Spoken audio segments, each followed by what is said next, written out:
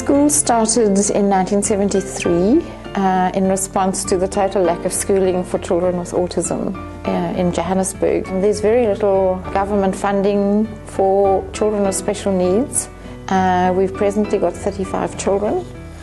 So 35 children are receiving intervention that they wouldn't be getting anywhere else. 3 children who were here in the past have gone on to study PhDs. So the aim is for us to develop them to their maximum potential as quickly as possible and to address the impairments that go with autism. They're known as the triad of impairments, and it affects their communication. So children are very slow to develop speech, and some of them never develop speech. 50% of children with autism may never speak. So we've got to give them alternative communication systems. So that's one of the things that we specialize in at the school. Children with autism can also have sensory problems. So they may react badly to fluorescent lighting, for instance. They may not like loud noises. They may not like to be touched. They can be fussy eaters. Very often children with autism are also very anxious because they feel like aliens in the world. They find it difficult understanding it. They don't think like other children. They tend to be very literal in their thinking, and they're very good at learning rules. So once they've learned a rule, they don't forget it. Jenni and I met about a year and a half ago, and we were fascinated by what was going on around the world with iPads and children with autism. She showed me some of the apps on the iPad, so I immediately fell in love with the iPad because there are apps on the iPad that are just so suitable for children with autism.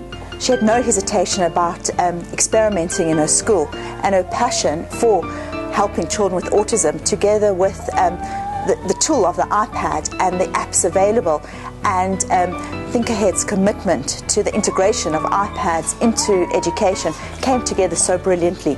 We managed to get 20 iPads into the school fairly soon after meeting with Michelle, and so we've been working on them for a year, and it's just wonderful to see children interact with the iPad.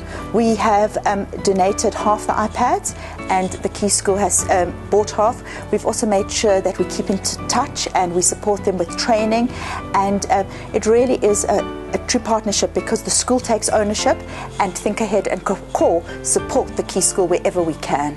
The first few weeks was a bit confusing because we didn't know which apps to get, how the iPads work, but the children also was really quick in knowing how it works and so on. They were, I think, quicker than most of the teachers even.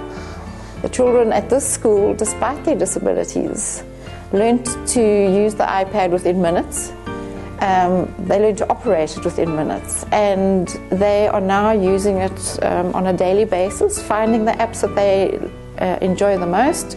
Teachers are using the educational apps to teach them pre-literacy, pre-numeracy skills.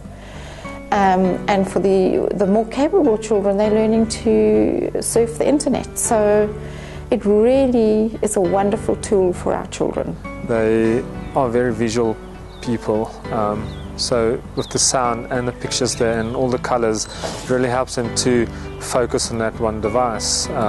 For them to work with a pencil and paper, it's uninteresting, and on iPad they can do whatever they want, and they grasp technology so quickly, so it's for them just a device they can use on their own, in their own world. Children with autism relate really well to the iPad because it's visual and it's tactile, and for a child to be seeing what they are learning and hearing it at the same time just enhances the whole learning process.